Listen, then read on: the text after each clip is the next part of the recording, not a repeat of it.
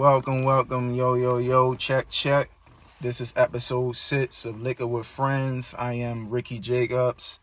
Happy Friday. It seemed like it took forever to get to this day, and I thought we was going to have a sunny day, but clearly it's raining. But it's all good. We alive, we blessed, we healthy, we COVID-19 free, we quarantining. Hopefully it's payday for most of the people that's watching, listening right now. If not, you got another week ahead. You know what I'm saying? But I got a special guest on the show. A guy that I respect. He's one of the dopest MCs, lyricists as well. Let's just start there. This nigga's more than a rapper. He's a lyricist. And that's like one of the things that I gravitate to, lyrics.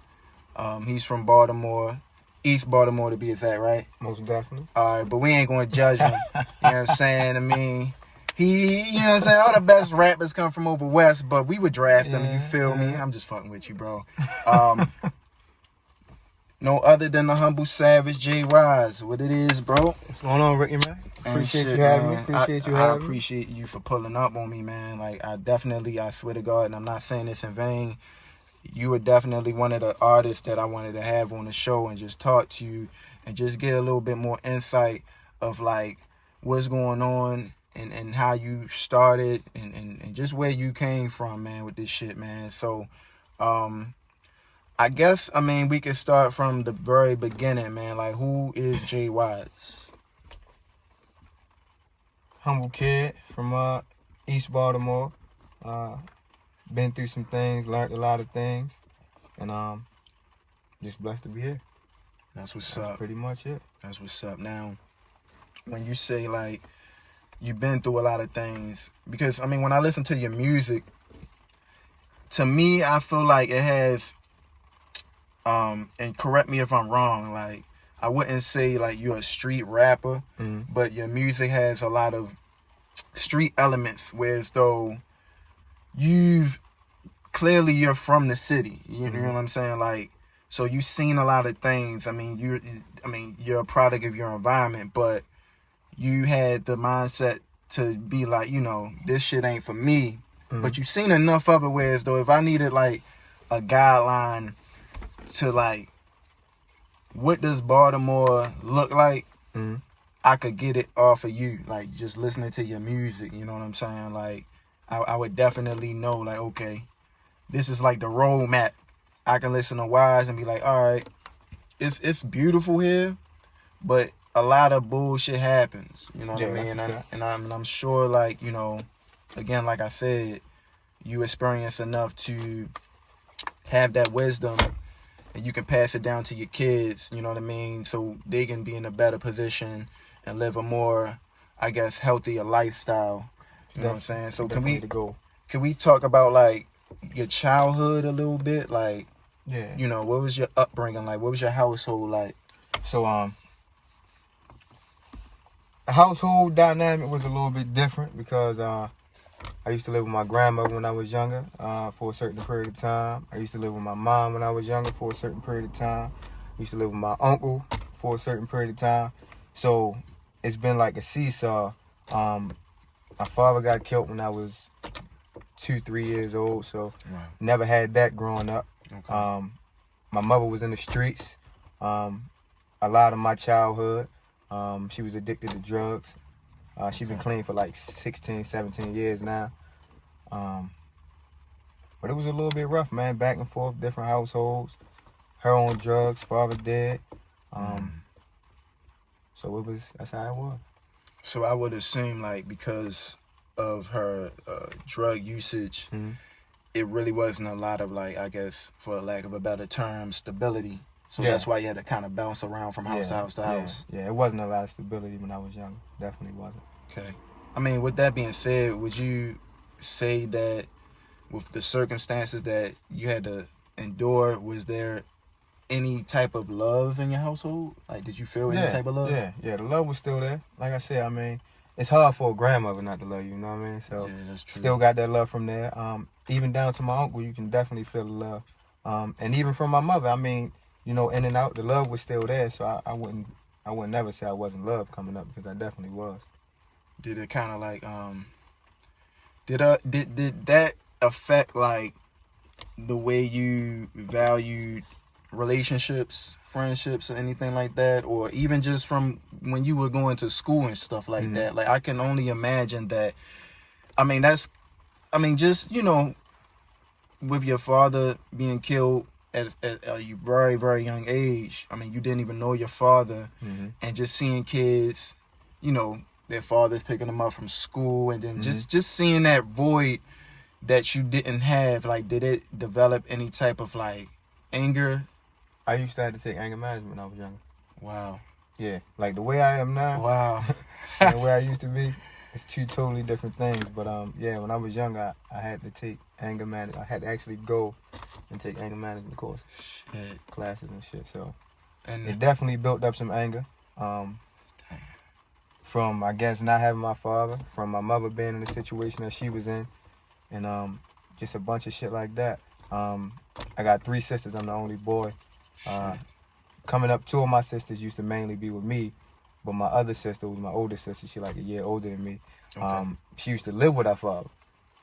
So I see where this can go. It was a little resentment, you know, even towards her when we were younger. Like, she used to come over. We used to always fight. Like I said, we real close in age. We used to always fight. She used to always be like, I want to go home. I want to go home. I want to go back to my father's. And that shit just was like, you know what I mean? Not having that shit just made it even worse. But but now, we super tight. Super tight. Yeah. I mean, shit, man. That's you know, man, just from that last 5 minutes of what you were just talking about is a lot to digest. And it's crazy because I guess like our lives are kind of parallel in the sense of like you know, I had 2 sisters, and they're actually older than me. And before my little brother came into the picture, I was the youngest with 2 older sisters. And, you know, my father was there. My parents were actually married, you know what I mean? But I guess like what I'm alluding to is like I always value women. You know what I mean? I noticed like you in a relationship, you don't seem like you be out here dragging your nuts. Even from the time like I met you or got acquainted with you musically, like you've been in a relationship. From what I recognize, you've been in a relationship. You seem like real loyal, man. You seem like an honorable person. Was that something that was actually taught to you, or more so like you just seen it, so you kind of like learn from examples of just it's like a learning from examples thing. It wasn't taught to me. I never seen that really coming up, you know what I mean? Right. I mean, my grandfather and my grandmother at one point, they was married. My grandfather passed away, so I didn't see a lot of relationships, you know, coming up. It was just something that you just learn from experience. Right. But I'm sure, like, you know, I mean, but seeing other relationships on the outside and things like that, and, you know, TV and shit like that, you pick up shit from there, and it's like, all right. But at a younger age, when you don't have that in your household, or you don't have that close, you might not gravitate to that type of shit that quickly. You might like see it on TV, but then it's like, is this really reality, or is this really some TV shit? Yeah. But you know, when you get older, you start to realize, and you just start to understand things differently, and it just feel like, to me, that's like a key part of my life. And I feel like that, like without the relationship I'm in, I still could be on a different path. Right. So even that helped stabilize my life and help me look at things different ways and shit like that. She's been around for a long time. She's been around for years, so it's definitely a growth thing.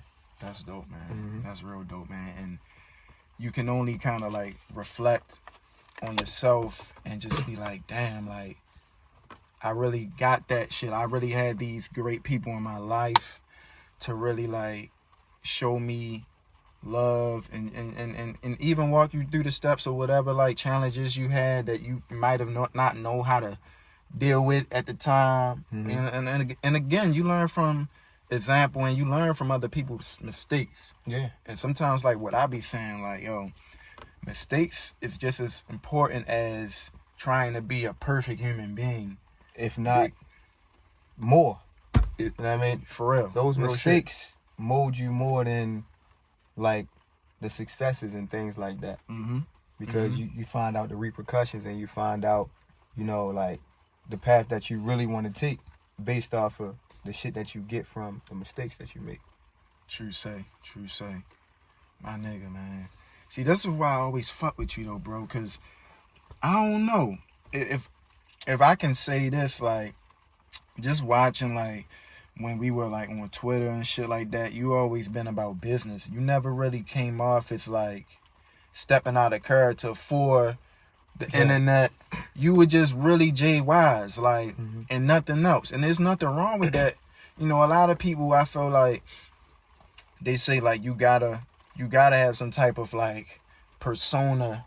And not saying that you don't have a personality, because, I mean, if you didn't, like, you probably wouldn't have the relationships or the people in your life that gravitate to you. You know what I'm saying? You gotta have a personality. But I feel like you really just take life serious as fuck.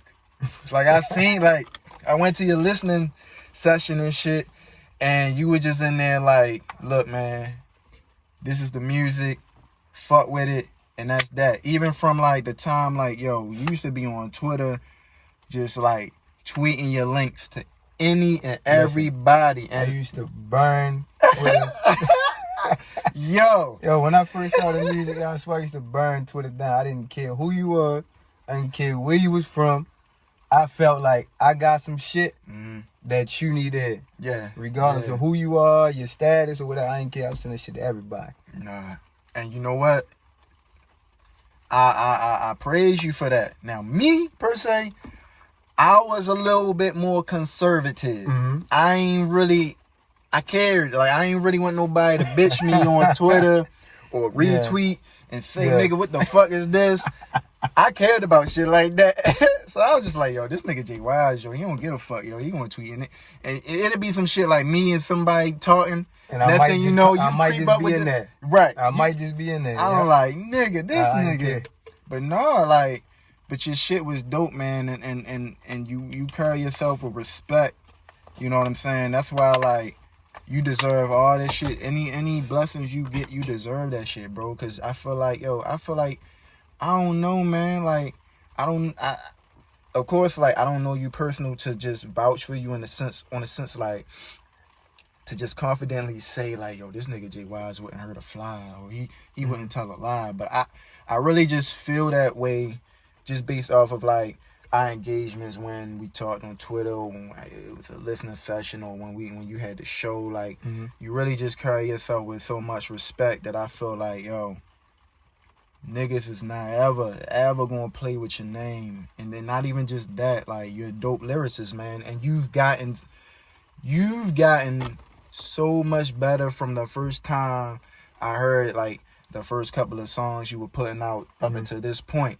So the progression has just been limitless, and that's really what it's about. And you've been getting the respect as an artist from a genuine aspect of, like, no politics involved. It's just hard work, grinding. You still pushing that shit out like a motherfucking serial killer, but niggas know what it is now. You ain't got to do that no more. You know what I'm saying? Niggas know what it is, man. And I just look at that shit like, yo, I'm really proud of this nigga. Like, I swear to God, like, and I'm not saying this shit in vain. Like, I talked to, like, my guys like Ellis, my homeboy Verse. I'm like, yo, Jay Wyse is really, he's almost dead. Like, he's almost at the ceiling. He's gonna break through that bitch, man. And then, like, when I seen that, and first of all, this is before I even, they were posting it on Twitter, but when I was listening to $1 Million Worth of Game, I'm watching this shit on YouTube, and they playing your song, bro. They playing Bigger. Shout out to Brain Trust on the beat. You know what I'm saying? And I'm like, yo, what the Brain fuck, Trust man? and Blackface, they did the whole album. Yeah. Tell me,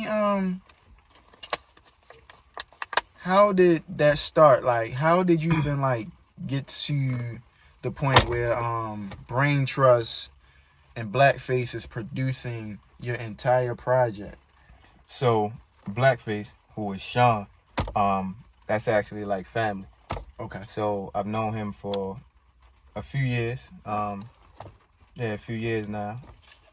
And I met Brain Trust, who is Jeff, through Sean. Mm-hmm. And it's crazy because I don't really know like how the fuck this shit started.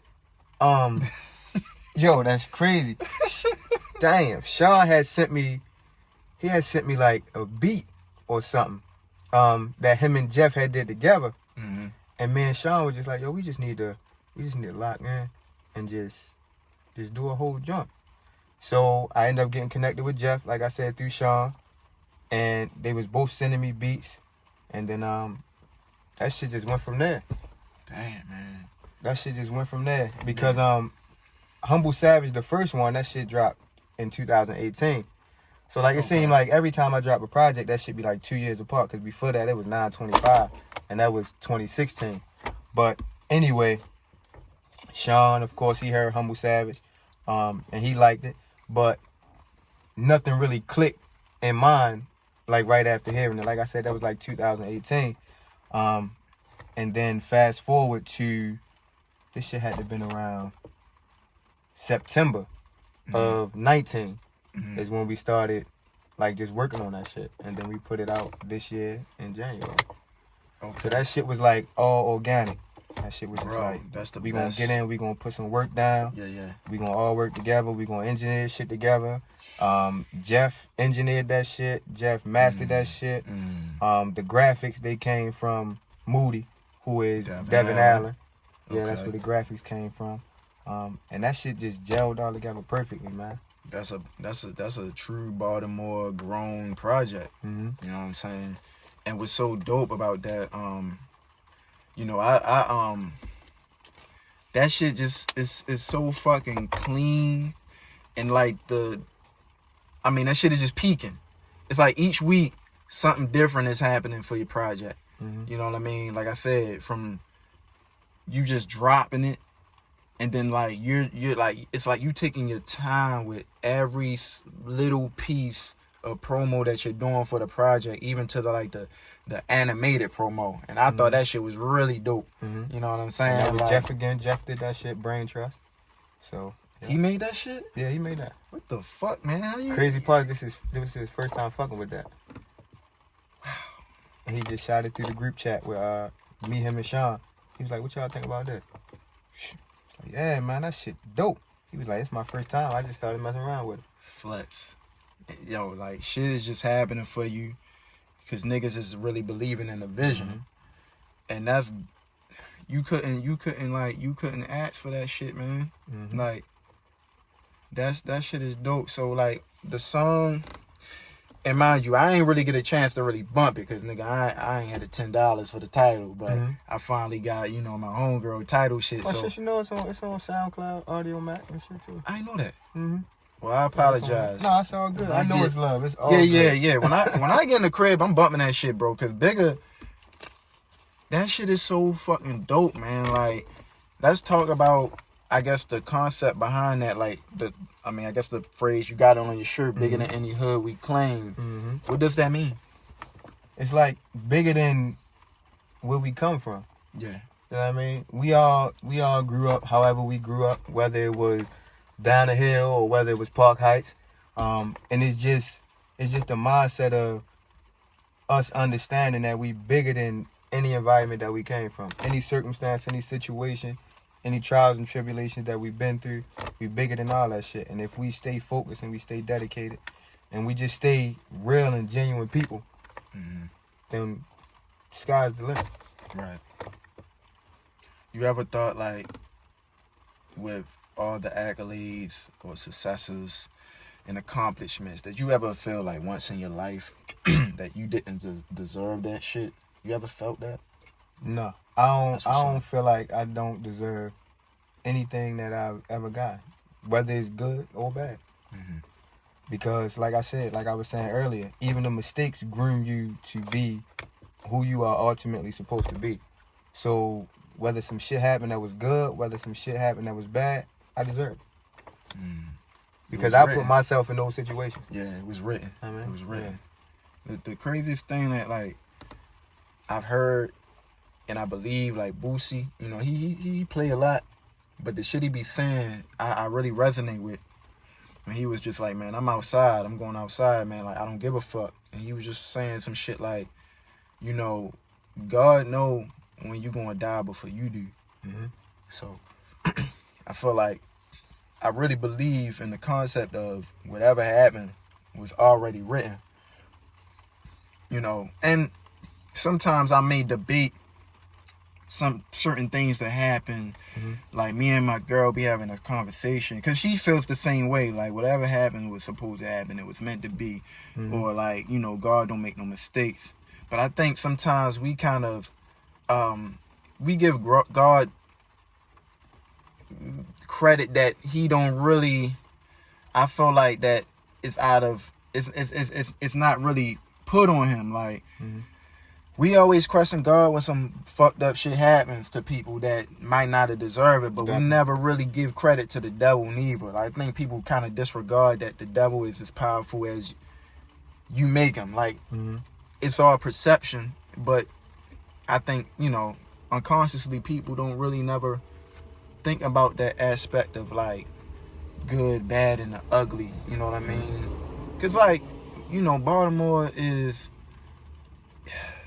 It's a tough city, you know what I mean? But, you know, it has its great moments, and I feel like it's no city like Baltimore, man. Like, to survive in Baltimore, like to really survive, it's like it speaks volumes. Because for one, my nigga, like, you still here, so you still got a story to tell.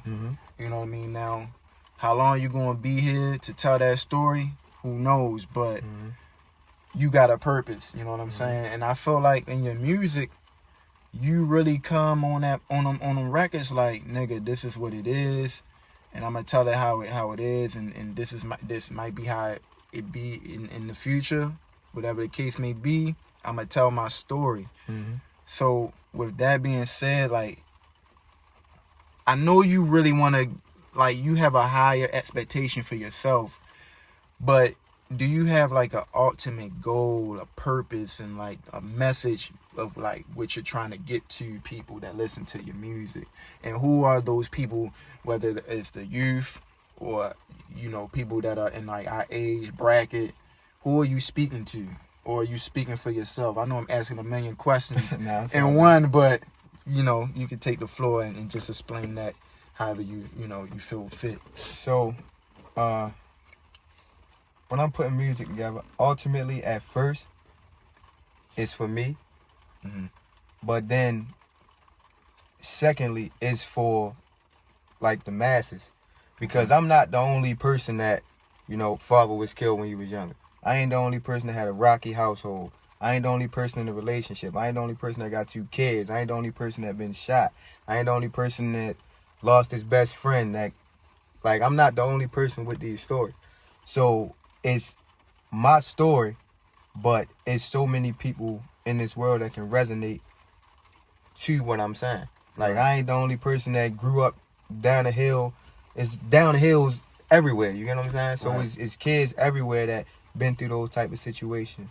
It's people that's in our age bracket now that have been through those situations, that have overcome those situations. So we in a similar spot now, so I'm speaking to them too. And then even the people who may be higher on the totem pole or anything like that, they've had their experiences coming up. They might not be living in that now, but it's still something that can resonate with you. Like, damn, well, what he's saying right there, I witnessed some shit like that. I've been through some shit like that, so I commend that. You get what I'm saying? So I don't really feel like it's really like a age on the music. It may appeal to people in our age range before it appeals to somebody in high school, but at some point in time, they'll catch up to it. You know what I'm saying? So it's there. It's there. It's written in stone. It's there. It's there for you to go to. It's there whenever you need it, and that's the great thing about music. Like, I can pull this shit up 10 years from now, and You get what I'm saying? Somebody who in high school now, they can pull that shit up 10 years from now. It's just like when we was coming up. Yeah. When we was coming up, when we was younger, we might not have knew all the shit that Pop was talking about. We might not have knew all the shit Big was talking about. We might not have knew the shit Hov was talking about on Reasonable Doubt. But when we got older and we got to catch up mentality-wise, that shit was there for us to go back and listen to. Like, damn, he was talking this shit. This is what it really was. And when I was thinking that it was something else, but yeah. That's interesting. And to piggyback off of what you just said, who do you give credit to for your mindset? Like, do you give credit to music? Because I feel like I learned a lot of shit that I know from music. You know what I mean? And just doing my own type of research and shit like that. Like, I ain't really learned shit in school. I mean, we went to Baltimore City Public Schools. We ain't really learned shit, you know what I'm saying? Like, Dez was talking about this shit. Like, they ain't teach us, like, how to be business savvy, how to invest in money, or teach us anything about generational wealth. So, like... It's teaching with limits. That's it. Yeah. So is it anybody or an artist specifically? It don't even gotta be music like that. You know, kind of gave you these gems, and then you took them shits and you just kind of implemented your own approach to life. It's crazy. The most gems and the most things that I take from music, it's been like more of recent years. Like in younger years, I don't think that the way that I listened to music and took it in, I take it in and listen to it the way I do now. Like back then it was more, for me anyway, music was more like recreational. You get what I'm saying? Yeah. But now it's like I be looking for certain shit when I'm listening to shit. So, and when you looking for certain shit, that's when that shit start to drop out. That's when you get that shit. It's like back then, it wasn't really the same. Besides like Boosie and shit like that, back during high school times and shit like that, you was getting something from that shit. And that shit resonated with you because him being from Louisiana, that shit was like almost identical to being like from Baltimore. Like the shit was crazy. Back when we used to listen to Wayne, it was Wayne was dropping some shit, but we was more of the like, it was like the hype shit. You get what I'm saying? Like the hype shit, like the cool shit. You get what I'm saying? Versus the Boosie shit was like that heartfelt, like going through some struggle type shit. Yeah. You get what I'm saying? Yeah. So back then, for me, I'ma say it was just like the way that I came up and like seeing shit and experiencing shit is what I would give credit to. Basically. It's nothing like experiencing shit like firsthand. That shit teaches you like more than anything, in my opinion. Oh, absolutely. It's important. And sadly, it can either make you who you are or it could kill you. That's the only two ways. It's either gonna make you or it's gonna break you. Ain't no other way around. Ain't no middle ground. It's either you here or there. Right. What would you say like the most traumatizing thing you ever like experienced in your life? It could be one, incident or two, or so most traumatizing, I think I got 3.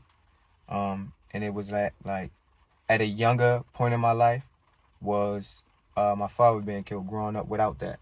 Okay. That was like the traumatizing thing of my childhood, and then it's like the traumatizing things of my young adulthood was like my best friend getting killed and Biscuit. Yep. Okay. And me getting shot. That was like those 3 things.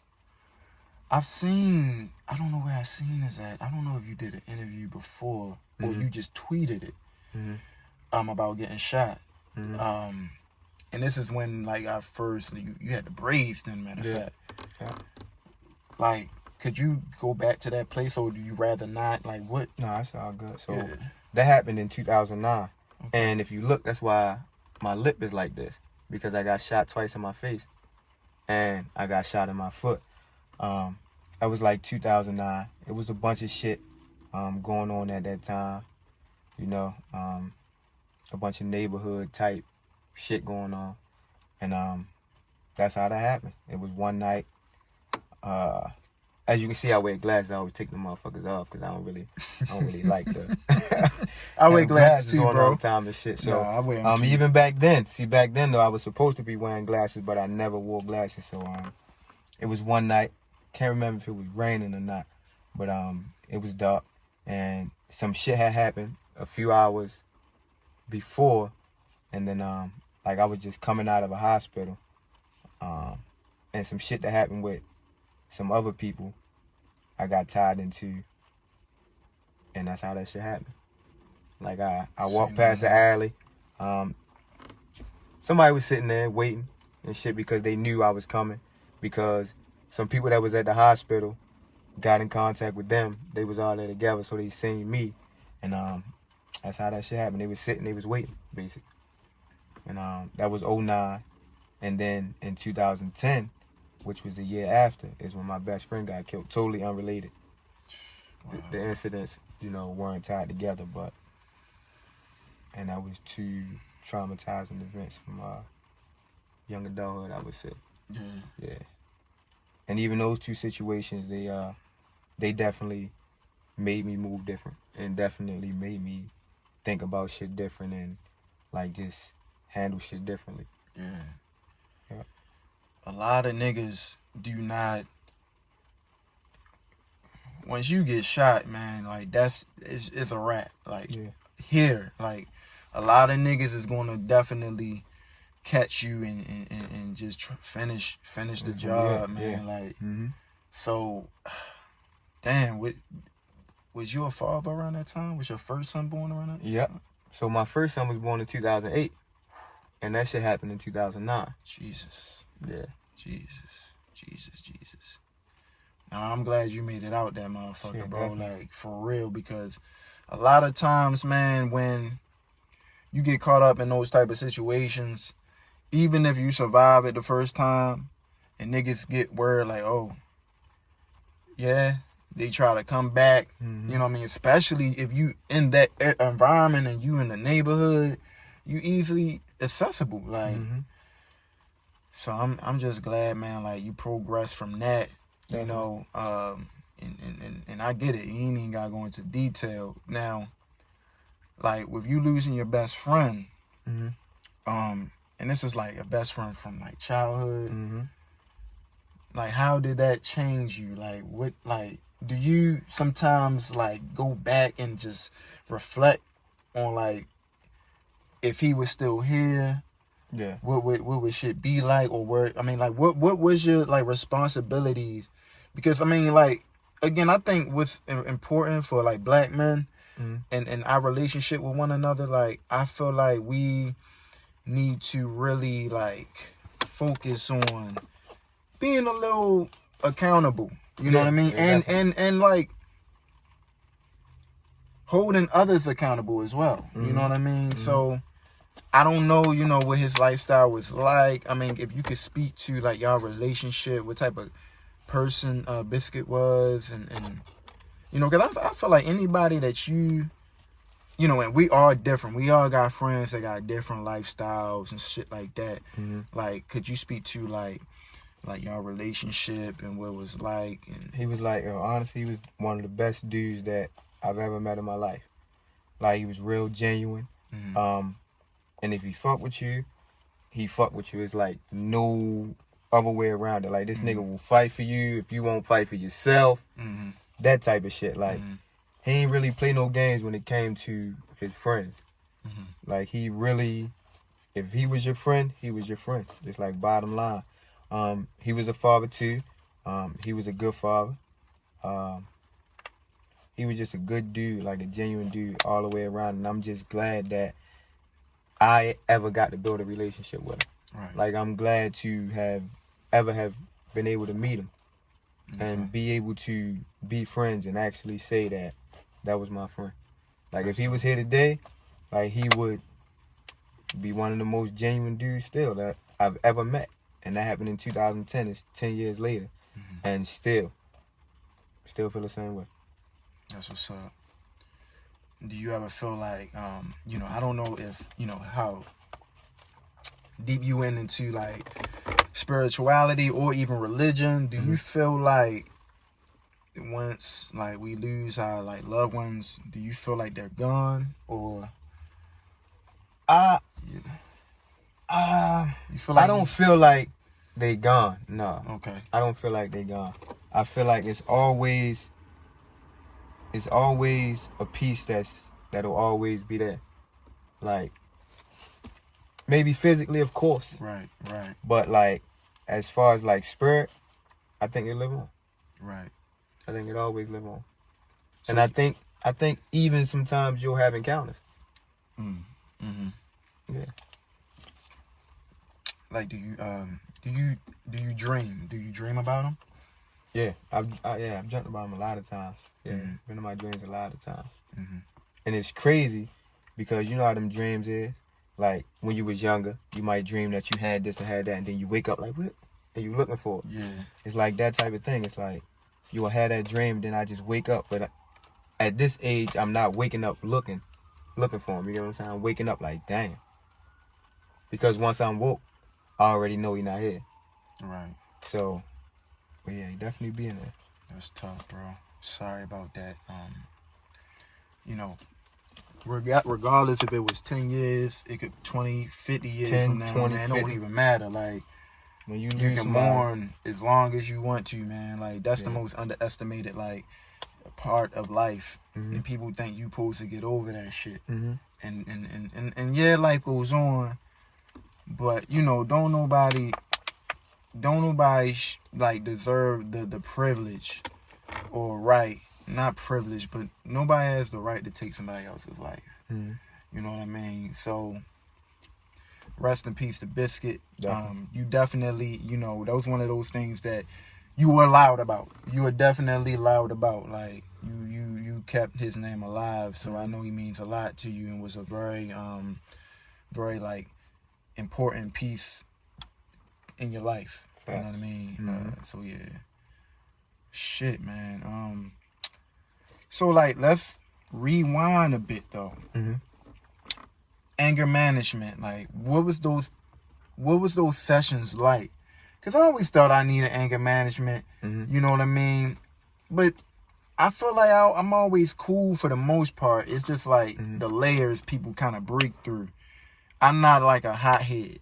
It's like I'm cool for the most part. And I think sometimes like the method to my insanity is like I'm too cool. I'm too cool. And then when it gets to that point, I'm at the point of no return. So is it, I mean, like what did you learn, from being in anger management? Because I'm pretty sure like you learned some long-term life gems from that you apply to like your adulthood right now. And it's probably unconsciously done because when you young like that, you don't really, well at least me, you don't really look that far ahead to see where you're gonna apply that shit. Like I'm younger, I'm like preteen, teen around that time. Like you know what I mean? Maybe even between like 8 and up to like preteen years around that time. I'm not thinking like, oh, my 8-9-year-old self, how am I going to apply this to life when I'm 29? Right. You get what I'm saying? So unconsciously taking some of that shit to this point, definitely. And it's basically like being accountable, like understanding like why you are angry. Even if you haven't put yourself into that situation, because losing my father, that was out of my control, of course. But when I say being accountable is like understanding that why are you angry? So it's up to me to be accountable to really let myself know why I'm angry and not have it like, oh, this is what's going on and he's just angry because he's born in this type of environment or anything like that. So it's really being accountable even at a young age to understand why you are truly angry. Because people can say, oh, he was angry because he was in and out of different houses, or he was this, or he was that, or you know how the black community is, that plays a part in all of that. People gonna put all that on you. You know what I'm saying? But only you know what really makes you angry or what really has you in that position. So being accountable for your feelings, and even as men, we like, we not supposed to, you know, embrace certain parts of feelings and shit like that. So it's just being accountable and understanding, yo, that even as men, definitely young black men and young black boys, it's just being accountable and understanding, like, yo, it's okay for me to hurt. It's okay for me to be angry. I'm not normal because, you know, I've been in these type of situations, and it, as a result, it has made me feel like this way. So taking that accountability, and then also like learning how to cope with the anger. So it's basically like you affirming your emotions, but controlling your actions. Perfectly put. Yeah. Is that something that you emphasize with your sons? Yeah. Yep. That's super important, bro. Super important, because you can't make decisions when you can't make rational decisions. Right. When you just moving simply off that hurt and off that anger. Yeah. And I've been in a bunch of situations where I've moved in that type of way because of hurt and because of anger. Versus now, like, I sit and I think about shit before I just do some stupid shit. Yeah. And that comes from all of the shit that happened before 30. You know what I'm saying? Yeah. Damn, my nigga. It's just crazy. Life is a very, like, interesting, like, jigsaw, bro. Right. And, like, everybody doesn't have the same information. Everybody doesn't have the same coping skills. A lot of people don't know how to self-regulate. You know what I mean? They need co-regulations where they need to hear another voice say, hey, I don't think you should do that. It's really fucking nuts, bro. Like, when you think about what life is. Like, just surviving. You know what I mean? This shit is one of the most simple, most complicated for sure. things ever. For sure, man. And it's just very interesting to, like, really get everybody perspective and just their background and just kind of match it to who they are today. You know what I mean? Like, when I talk to Dez, bro, I'm just like, yo, this nigga really he's a smart ass nigga. He is. You know what I mean? Yeah, definitely. He's super humble. Definitely. The nigga, like, I learned so much just having a conversation with him from that time. That was the first time I actually, like, met him. I met him at the show that you booked me on. 20. Yeah. I don't know. Fuck it. I ain't good. My memory is. It was like 2-1. It was the zip code. I guess the, like, down the hill. Man, nigga. What was it? No. It was 925. 925. Because that was the name of the album. Okay. Yeah, all right. That was back in 2016. Yeah. I remember. I had my son, bro. He was only about like.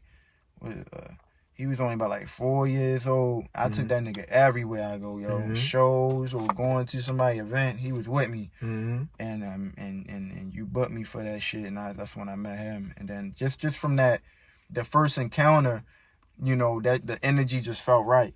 You know what I mean? And that's one thing that I really admire about y'all niggas, man. Like, I don't know, man. I'm from over west, man, but like my experience with you East Baltimore niggas, man, y'all niggas is so cool. Now, that ain't, everybody is different. Right. But for the most part, my encounters with East Baltimore niggas, man, y'all niggas just be about y'all business, man. I wanted to do hood rat stuff with my friend. Niggas be doing interviews with niggas that they ain't really fans of. Like, you know what I'm saying? Like, I don't know all your songs, bro. I ain't gonna hold you. Right. But I fuck with Jay Wyse. Right. You know what I'm saying? So I'm going to talk to Jay Wyse. Right. A lot of niggas be like, let me just do the Jay Wyse interview because he dropped the project. Right. You know what I'm saying? No, fuck that. You know what I'm saying? Like, life is a feeling process, bro. Like, if this shit don't feel right, I'm not fucking with it. And nigga, I'm 100% the same way. That's with everything. That's with music. That's with just my day-to-day. On God. And this ain't the I ain't gonna hold you, bro. Like, I be wanting to rap so bad, bro. Nigga. But Alright, I ain't even gonna go ahead and get into it. let me listen. I'm going to rap. I'm going to record another project, and Okay. it's going to be my last. But I do not really want to be out there. Why is it gonna be your last though? Because with the responsibility of making music, like, bro, I only really wanted to make music because I love music. Okay. That's it. Like, what music did for me, that's what I wanted to do for everybody else, and that's just the therapeutic aspect of it. I ain't know that I had to. I mean, I don't mind performing, but I already don't be feeling like performing. I really don't like interviews. You know what I'm saying? Because interviews be bullshit. Like, a lot of this shit, this rum is bull. Yo, it's so manufactured, bro. And dressed up. And this is where I, like, when you brought up the anger management shit, like, yo, I've never been, like, it started from this shit bringing me joy, so much joy, to it started becoming, like, a job. And I ain't gonna hold you, yo, like, when Wayno was managing me, that nigga really changed my life. And I didn't get paid. I wasn't really seeing no money, but the experience, like, really changed my life. And just he showed me so much shit and taught me so much shit. And I try to get that same game to other artists, like, yo, be careful who you hang around. I used to shoot that nigga shit too. I remember, nigga. Yo, I ain't gonna hold you, yo. I used to see the emails because he used to hit me up. Like, he hit me up like, yo, you know Jay Wyse? And I swear to God, I was like, yeah, I know Jay Wyse. Like, he cool. He cool. Some niggas, when I see, and here's the thing why I didn't mind, like praising you when you was doing that, because you show me love. Like, you really showed me love. We worked together. We did a song together. We did 2 joints. Oh my fucking God, nigga. We did a motherfucking joint. Which one? The one that we performed? Yeah. Nigga, 365. I was just looking at video clips from that shit. Please, bro. I don't have the whole thing though. Whatever you got, please. But yeah, that was at Sounds. What was that? Soundstage? It was Soundstage. That was when Tate had his signing show. And that's the thing, like, yo, like, here's the thing, bro, like, with you, like, I always fuck with you, bro, like, and I ain't gonna hold you. I had an ego, but I knew when to turn that shit on and to turn that shit off. And I knew, like, when you fucking with genuine niggas, you don't really, like, yo, it's all love, yo. But sometimes, like, my ego was more so of a defense mechanism. Because, yo, for real, I ain't gonna hold you, yo. Like, it was a lot of niggas, like, that did some goofy shit. And we can talk off the record. But it's a lot of niggas that just did some goofy shit. And these were the type of niggas that I shared my platform with. I did songs with. I could have been that bougie nigga who everybody thought I was either had a deal or was about to get signed. You know what I'm saying? I could have been, like, real stingy with, like, at least, like, or whatever. Yeah. You know what I'm saying? Like, but I was like, nah, yo, like, I really fuck with Jay Wyse, yo. And the thing is, you reached out to me to do the record with D, rest in peace. And I'm just like, yo, that shit was cool, but no, I gotta get a one-on-one with Wyse. I gotta get a one-on-one. And I sent that shit to you, and I think you returned the verse that same night. Yeah, I don't be playing. Yeah, I be trying to get to it. No, man, that's, yo, and from that, I already respected you as an artist, but that moment, I was like, yo, my respect grew for you even more, because I'm just like, yo, it's niggas that had me sitting, like, for weeks, got me on ice waiting for features. And nigga, like, Smoke Dizza returned the verse for me quicker than a Baltimore nigga, like, and these are the things I'm just really looking at, and I'm just putting things in, like, I'm looking at things in retrospect, like, yo, I can get a verse from Smoke Dizza in 2 weeks, and these motherfucking niggas that live around the corner from me got me waiting for 4 weeks. Like, I'm like, what the fuck, man? But nah, I was like, yo, I gotta get a one-on-one with Wyse. And nigga, you hit me with a motherfucking sneaky, you a sneaky ass nigga, man, because y'all might have to go ahead and listen back to the whole song now, yeah. You a sneaky nigga. Though. Yeah, yo, no, bro, I ain't gonna hold you, because, like, I'm just a competitor. Like, as far as, like, when I'm getting on, like, I don't mind doing the posse cuts, but then when I fuck with you as a lyricist, man, I want a one-on-one. You feel me? Yeah. Cause we gonna spar. Like, that's really what it was, and I'm just like, yeah, we gonna do this joint. And I looked at it like not on no big hit shit, because at the time I think I was getting some decent looks. So I was just like, yo, if it's anybody I want to share any type of the attention that I'm getting with, I share it with Wise. Or I share it with my little homie Swayze Collins. Or I share it with my man Mr. Suit. Like I was really strategic with who I was doing records with. Yeah, it's really because I ain't never heard none of their music before I started. I seen you. Okay. On some shit with him, and that made me go listen to both of their music. Oh, dope. Yeah, That's dope. definitely. And Suit, I ain't gonna hold you, bro. Like Suit better than me. I'll say that on record. Like Suit is better than me. Cause Suit goes written for like some niggas here.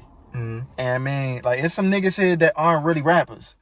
like it's niggas here that are local and actually have ghostwriters. You know what I'm saying? And Suit wrote for them. I mean, like top like big niggas, but Suit is so talented, bro. Like he know how to write like rap songs, R&B songs and shit like that. So his range is crazy. And we was recording like an EP together and shit. I mean, we got a lot of songs, bro. Like we got like 3 EPs worth of music, probably more. You know what I'm saying? But anywho, like I'm like, yeah, I'm gonna send this nigga. I was like, yo. Matter of fact, my verse was already recorded. I ain't making no excuses though.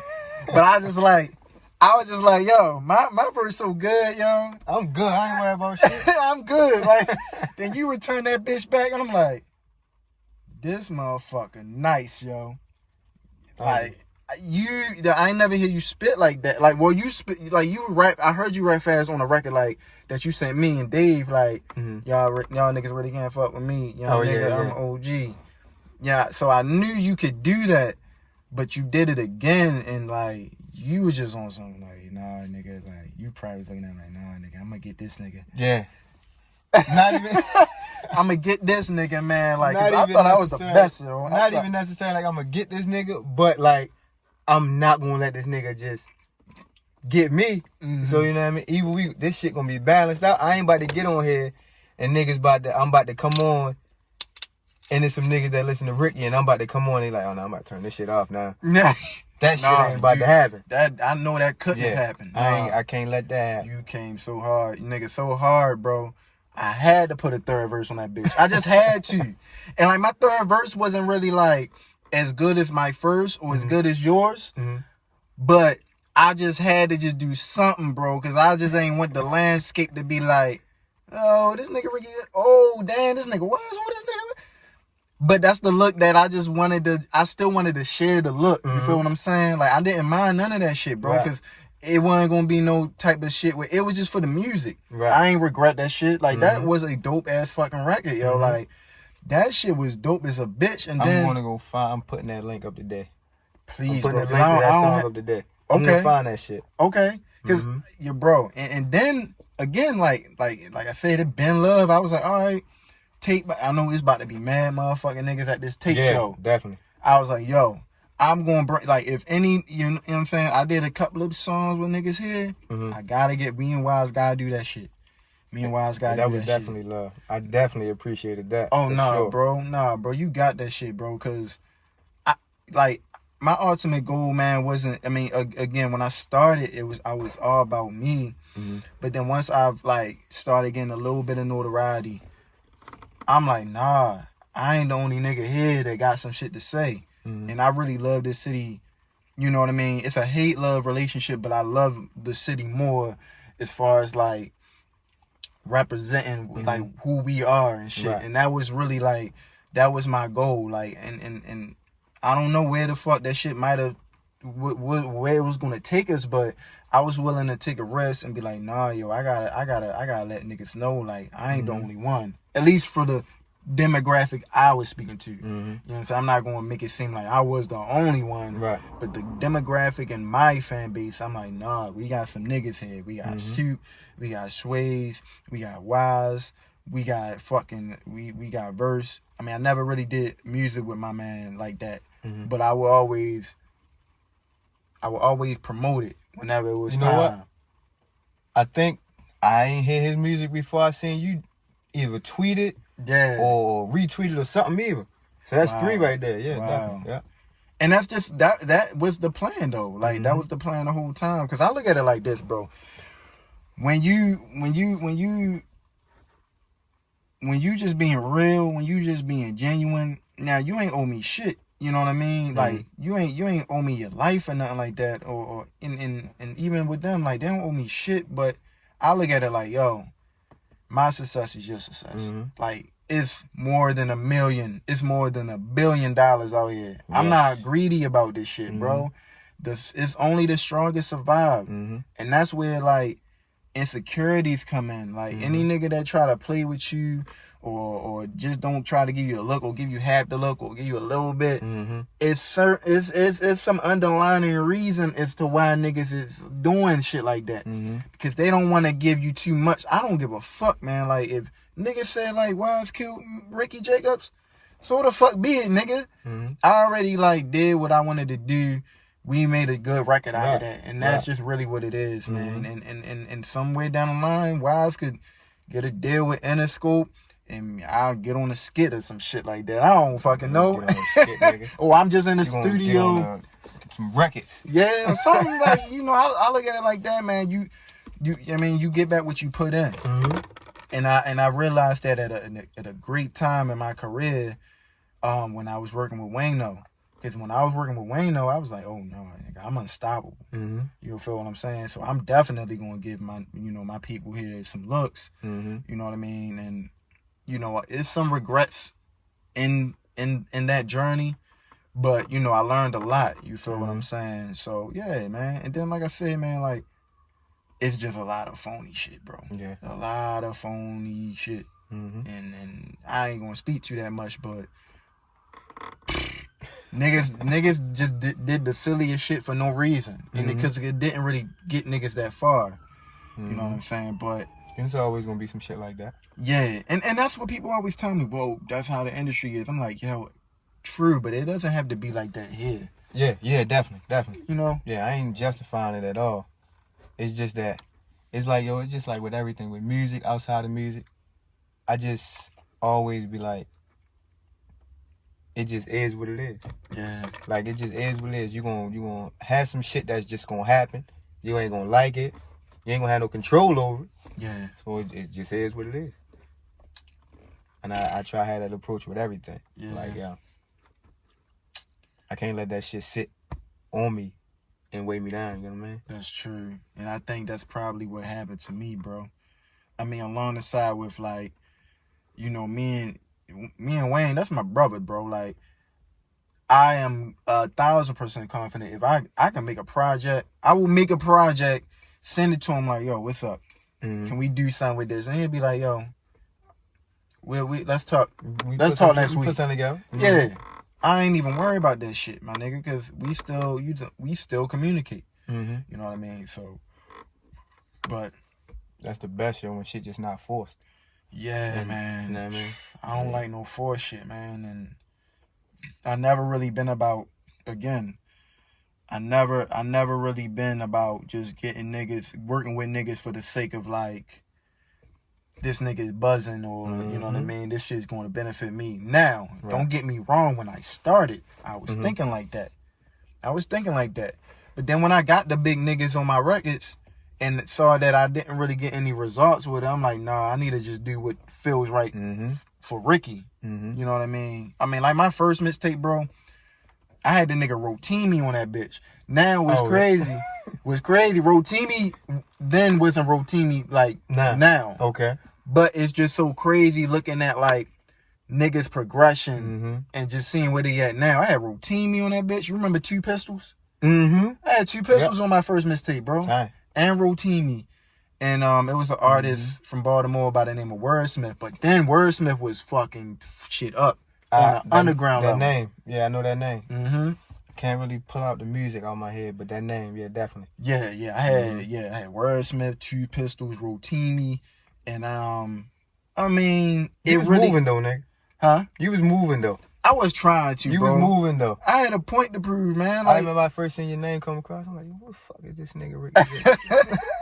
Yo, but real shit. You was moving though. Man, I was just trying. I don't know, man. At the time, I was just doing me. But then when I thought about it, looking back, and even during like reflecting, you know, on myself in those moments, I'm like, yo, this shit that I'm doing, even if I'm responsible for this shit is bigger than me. You know what I mean? Like, and we still fighting, bro. We still trying to break through, and then it's slowly bubbling. But I want to see how long we can hold on to it. You feel what I'm saying? Like, I see the shit like with Shorty. Like, that nigga is out of here. From what it looks like to me. And I just hope he get his spot and he stay there. We get into a position of some type of fame and acknowledgement, but we don't hold on to it due to whatever circumstances, whether bad contracts, or whatever the case may be, man. But yeah, man, like we got some shit to say. Definitely. And I be rooting for the city like a motherfucker. I know you do, bro. I post niggas music all, You be showing stupid love. I see I be rooting hard for the city, yo. I know. I be rooting hard for the city, man. That's one thing I noticed. Like, you definitely, like, you was more like, you really like the people's champ, man. I remember like a nigga album would drop, and you be like, yeah, so and so Rickie Jacobs just dropped some shit. I'm about to check it out. Or Tech just dropped some shit. I'm gonna check this new Tech out. Or I'm gonna check this new, whoever out. And I'm just like, you ain't even gotta do that. All you gotta do is focus on Jay Wyse. Right. You know what I'm saying? But you was never like that. Like, you spread love, man, and that just comes to show like the confidence you got in your artistry. You feel what I'm saying? Niggas gonna fuck with you or they not gonna fuck with you. That's it. You know what I'm saying? They not gonna fuck with you less because you fuck with somebody else more. You promote somebody's shit. Nah. Right. Yeah, and that's the shit that like I definitely like respect about you, bro. So, but I don't know, man. I really definitely and niggas. Here's the craziest thing. I still be getting beats. Nick said I'm gonna send Rickie this pack. He gonna do something. Yeah, I'm gonna make this nigga rap. He gonna do something. Right. If we just keep hitting him, he gonna do something. Yo, we ain't no choice. Right. Niggas be sent and they be good at beats. And I be like, damn, yo, like I had some money and I was gonna get some motherfucking equipment, but I had some bills. I had to get a car, some other shit. Life. Yeah, right. You gotta be able to balance that shit. When you at the level, like I'll just use me for instance. When you at the level where I'm at, you can't just. I got a family. You get what I'm saying? Like I got responsibility. I can't just be that selfish to be like, or be that dumb to be like, you know what? Fuck what I'm doing to provide for my family. I gotta do this and just focus on that. You gotta be able to balance that shit, especially at where I'm at now. I can't, I wouldn't, I'm not even gonna say I can't, I wouldn't just be like, all right, I'm gonna quit whatever I got going on. And look, y'all just gonna have to, we just gonna have to struggle, like struggle for a minute. Yeah. And do this. I can't do that because nigga, I got 2 kids and I got a girl. Yeah. You know what I mean? I got responsibilities and I can't just put something before that, nigga. That's the home front, nigga. That's true. So bro. before I lose that, nigga, I'm just gonna sacrifice some other shit. Yeah. You know what I'm saying? Yeah, you gotta. That's the home front, man. Like, and at the end of the day, that's what truly keeps me like grounded, keeps me happy, keeps me going. So I can't sacrifice that for some other shit. And that speaks volumes, and that just kind of comes along with like your priorities. My priorities were, you like, nigga, you was cooking. My priorities was fucked up though, bro. I wasn't thinking like that, my nigga. Like, I wasn't working when I felt like for me to even do the shit that I was doing on that level, I couldn't work. And I was just thinking about the end game, but with that still kind of had a level of selfishness where I could have been doing some shit to at least bring in some type of revenue to get my baby mother and shit like that. Like, I was a horrible ass nigga, man. I was just thinking about myself. And I just felt that sense of entitlement too. Like, nigga, you see what is going on? Like, I ain't getting no money for this shit, but it's a fucking Reebok commercial. Right. You know what I'm saying? Like, ultimately, yo, it's just, not to cut you off, but ultimately, yo, it's whatever works for you and whatever you got going on. Now, it's people in situations where they can, you know what I mean? They might not have 2 kids and a family and shit like that. They might got some shit that they can let go to fully 100% be over here in this lane with whatever it is they doing. And no shun to people like that because it's just situation based, yeah. You just gotta do what's best for your situation. That's with everything. And I try to evaluate on a lot of shit before I just like make decisions. You know what I mean? And it's just like ultimately everybody's shit gonna be different, yo. So what works for me ain't gonna work for Rickie. Yeah. What work for Rickie ain't gonna work for Wyse. You know what I mean? It might be some common ground there, but ultimately you just gotta do what fits you and everything that you got going on. True say, bro. Back to what I was saying, life, man. Yeah. It's really like the Simply phrase complicated. different strokes for different folks. Yeah, definitely. Is an understatement. You Yeah, feel me? yeah. And that's why sometimes, man, I kind of just do what feels right to me. Mm-hmm. You know what I mean? Like I can give you like the best advice in the world, Mm-hmm. but it's not gonna give you the same results. Mm-hmm. You feel what I'm saying? Mm-hmm. So, That's definitely damn, bro. Man, your kids are really blessed, man. Like to have you. I'm really blessed to have they You are, yeah, absolutely, absolutely. Yeah, You feel what I'm saying? You know, like Dad said, man, energy spreads evenly. Mm-hmm. You know what I'm saying? So even if you can be the greatest nigga in the world, sometimes you just end up in some fucked up shit. But you might just fit on the other percentage of people with, or like, you know, all right, you got 2 kids, you got a girl, you know what I mean? Like, and you a decent person, man. In and out, like God gonna take care of you. You know what I mean? And that shit means everything. Fuck, man. Anything that you forgot to fucking like mention? Oh yeah, Humble Savage 2 Legacy. All streaming platform. Definitely tap in with that. Humble Savage 2. Yeah, part 2, Legacy. Um, Apple Music, Tidal, Spotify, SoundCloud, Audio Mac, YouTube, Google Play, all that. Shit. Stream that shit on Tidal though. Yeah, stream that on Tidal. Yeah. Fuck, man. Are you? Is this gonna be like a trilogy? Are you stopping at 2? I don't know because it's just like whatever the music say. Because when I made Humble Savage, I didn't necessarily think that once I was done Humble Savage, I was gonna come with Humble Savage 2. So the music just fits, and if the music just fit, that's how that shit play out. That's So how music maybe is. not. Yeah. Definitely more music though, but You been recording after you put the project out? yeah, I got some songs that didn't even go on there, and nigga during this quarantine, Jeff and Sean still sending me stuff, so I'm about to hit brain trust. so I'm still writing. Yeah. Yeah, definitely. I got some brain trust beats in the Gmail too.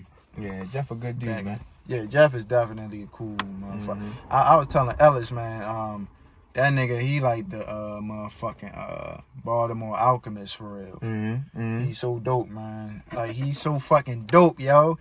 I don't know where the fuck he gets this soul from. Like, Yo, like that's he the be crazy. chopping, man. That's crazy, man. Sean be saying the same thing. Yo, Jeff got so much soul, it's crazy.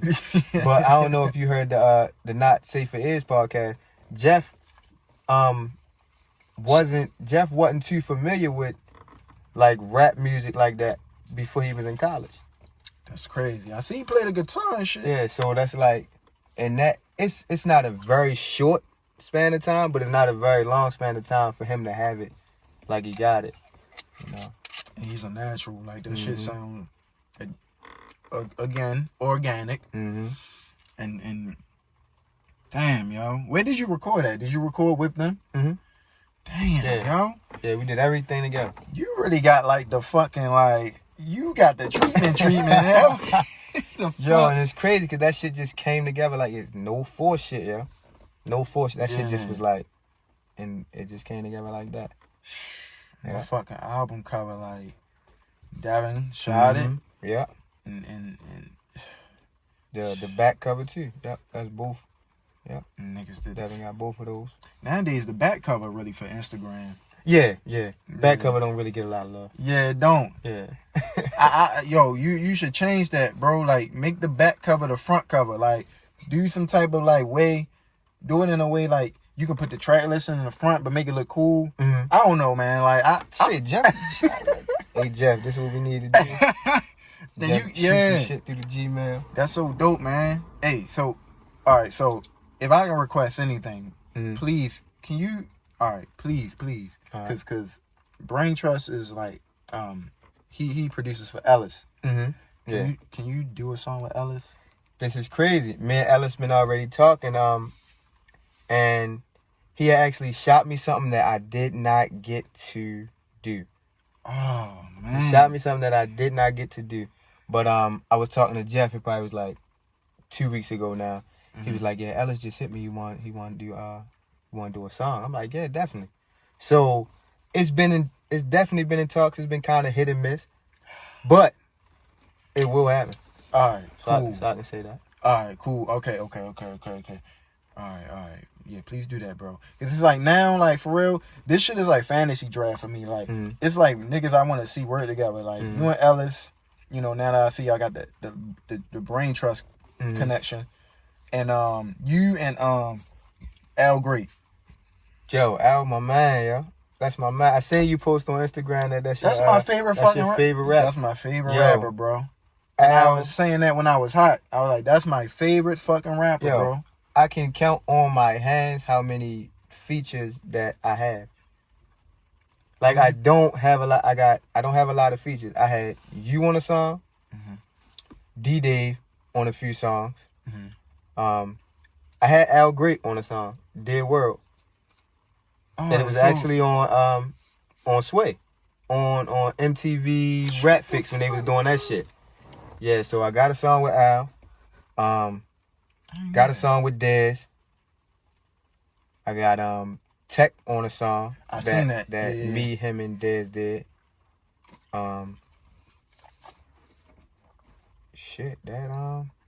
Yo, your feature catalog is solid.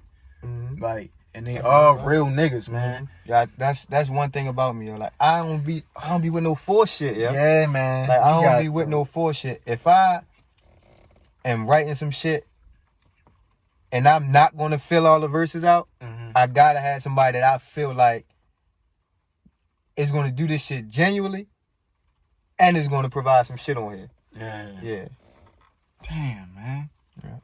So it's out. The song with you and Al is out. That shit was bro. That shit is some years ago. All right, well, when I was rapping, I couldn't like. Yeah, I know. Everybody, I know.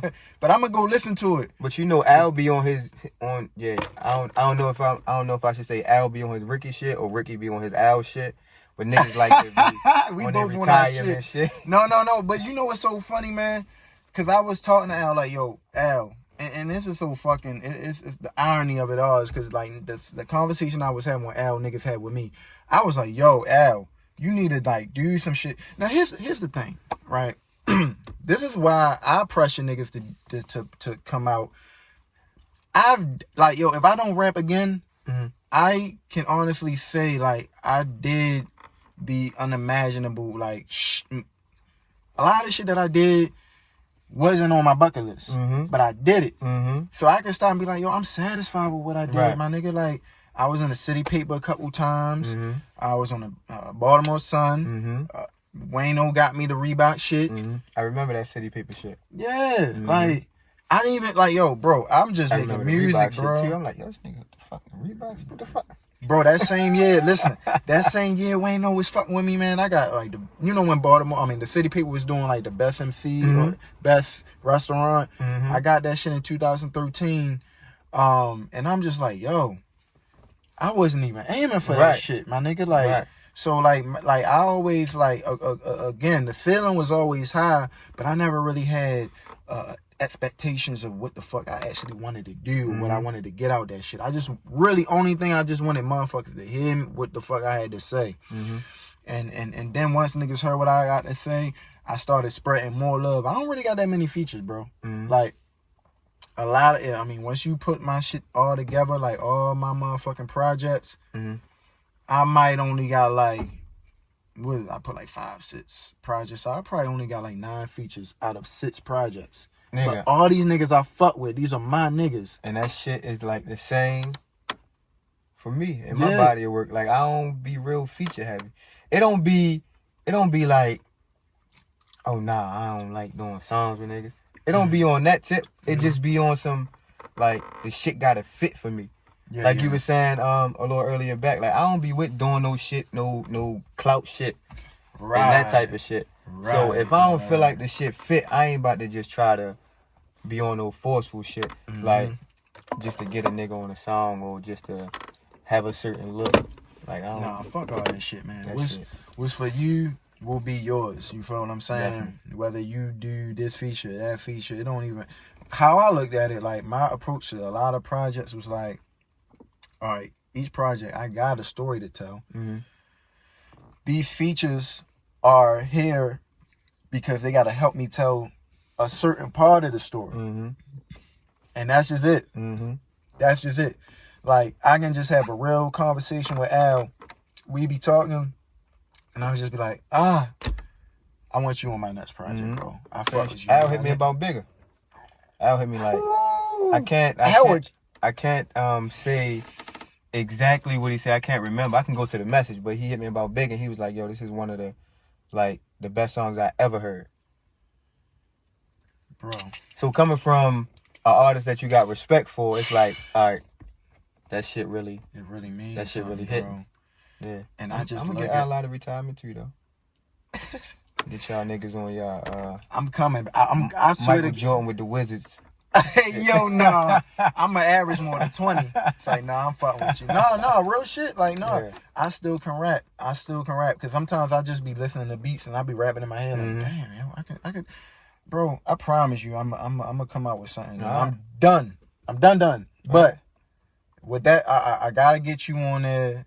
I'm gonna get Al on there, and it's just not no talking shit, man. Because a lot of niggas, they get drunk when you, and that's another thing about these events. You go to these events, niggas be drunk, niggas just be socializing, like, yo, we gotta link up, and then niggas don't ever link up. Niggas don't ever link up, yo. The last of the link right there at the event. Yeah, like niggas don't ever. It just be like, niggas be selling wolf tickets. You know what I'm saying? But nah, bro. Like I promise you, like, cause it's never ever too late. And I look at like niggas like Jay Electronica, man. That nigga got debut album at 40 something, and got Jay-Z on like damn near 90% of the album. That's a J&J album.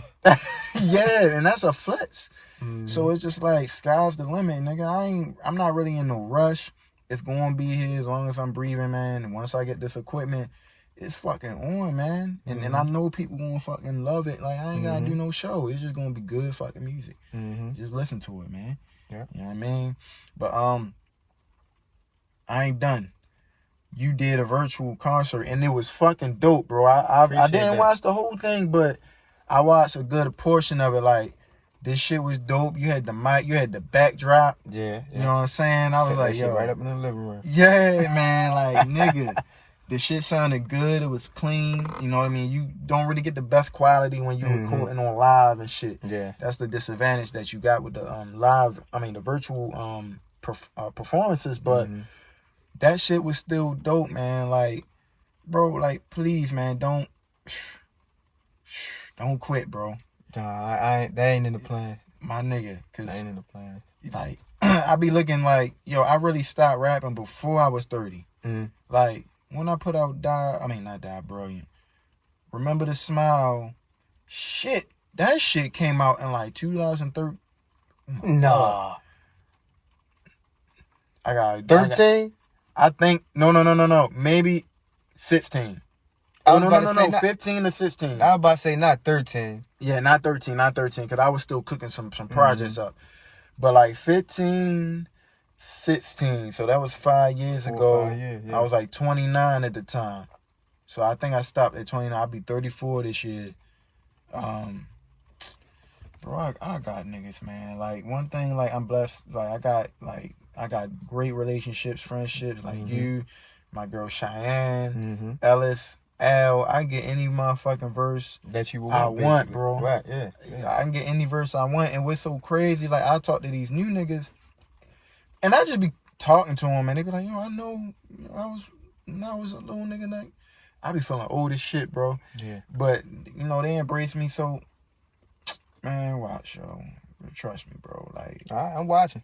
You ain't got to say no more. I'm watching. nah, I got you, bro, man. And if niggas need verses, but this thing, like, I will still do a Even feature. partial retirement, not full on retirement. Bro, I got features that came out this year. Okay. Yeah, like for Soup. Who else I did? One of my homies in Houston, Miko. Shout out to Miko. He a Houston artist. I did a feature for him and somebody else. You know what I'm saying? So I got features that's just like on deck. So yeah, I'll still do a feature.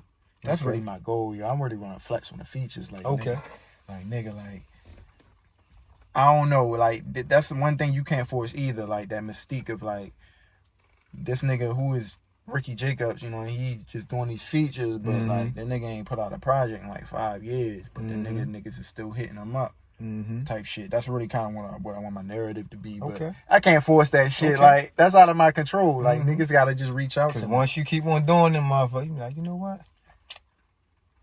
But let me go ahead and put this album out. But you know what? I be hitting niggas up like, yo, cause my man Verse, my little homie Verse, like he records at his house. I've told the nigga like, yo, record me and I'll record at your house, but that nigga be acting like so busy and shit like that. So I'm gonna reach out to somebody else if I can't get my equipment like quick fast enough. I'm like, man, I might just hit Jeff up, man. But the thing, I'll hit Ellis. You know what I'm saying? That's that's just like the way I am. I like to get the blessings from niggas because I know like Ellis is top priority when it come to Jeff. You know what I mean? That's why like when I saw you had him like produce your whole shit, I was just wondering from afar, like how the fuck? Because I only know Brain Trust from Ellis. Right, okay. You know what I'm saying? So I'm like, how the fuck? So yeah, that was Sean and Blackface and Brain Trust, Jeff and Sean. So they got acquainted through the whole beginning of Boss Man shit. So that's how those two built their relationship. Through that. And then Sean had kind of, oh yeah? I'm gonna let you hear it, bro. Alright. Sean had kind of like fell off of doing the music shit. But then he would be like, no, I want to get back in it. And then this was that. Well, there you have it, my nigga. I'm gonna end it at that. Unless you got some shit you wanna. You got your chest burning, you all right? Yeah, a little bit. Yeah. Hey yo, Humble Savage out now. Jay Wyse, all streaming platforms. That's Tidal, Apple, Spotify, YouTube, SoundCloud, and Audio Mac. There's no reason why you ain't listening to this shit. Definitely. It's just a dope. I gotta listen to the project, but from the song Bigger, that shit is so fucking dope. And I know my nigga came with some shit. Like I heard some snippets at least. Yeah. I heard snippets. Definitely let me know what you think about that motherfucker though. No, for real. I swear to God, I got time. I work like at 11. I'm gonna listen to that shit on my way home, and I'm gonna listen to your shit while I'm home. Bet. But yeah, Jay Wyse, this my Doug, man. Like, yo, look out for this nigga, man. Like, for real, he's the fucking future. He's the present. Liquor with Friends. Liquor with Friends, Rickie Jacobs. Appreciate you, man. Yes, sir. Anytime, bro. I wanted to do hood rat stuff with my friend.